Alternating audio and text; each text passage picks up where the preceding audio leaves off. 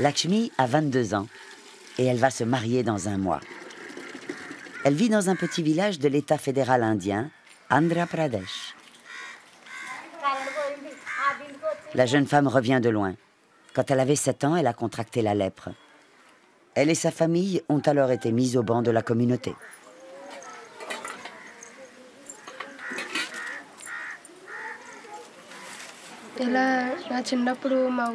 Les malades de la lèpre sont souvent mal ou pas du tout soignés. Encore enfant, j'ai pu le constater par moi-même. C'est la raison pour laquelle j'ai voulu devenir médecin. Mais les études étaient beaucoup trop chères. Alors je suis devenue infirmière. L'année passée, j'ai fini ma formation et je travaille maintenant dans un hôpital à Katipudi.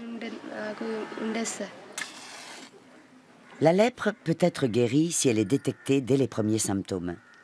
Lakshmi en est la preuve vivante. Mais en Inde, une superstition à la peau dure. Certains voient la maladie comme une malédiction punissant les familles pour des fautes du passé. On évite encore aujourd'hui tout contact avec les lépreux, qui sont ainsi tenus à l'écart de leur communauté et vivent dans la pauvreté la plus extrême. Le père de Lakshmi était alcoolique. Il est mort il y a une année. La mère, elle, est analphabète et ne travaille que rarement. C'est donc la jeune femme qui entretient la famille. Comme tous les jours, Lakshmi se rend à l'hôpital où elle travaille comme infirmière. En Inde, malgré le développement économique, des centaines de millions de personnes vivent encore avec moins de 2 francs par jour.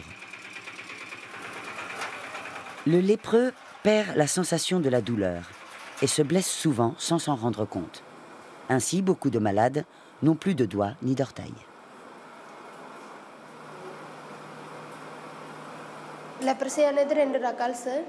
La lèpre est une infection progressive provoquée par un bacille qui change la coloration de la peau, puis elle attaque les nerfs et les muscles. La lèpre peut être traitée avec une thérapie combinée, mais le patient doit avaler tous les jours plusieurs pilules pendant une année, sinon le bacille reste actif. Une fois la maladie déclarée, elle ne peut plus être guérie totalement. Les lésions du système nerveux subsistent.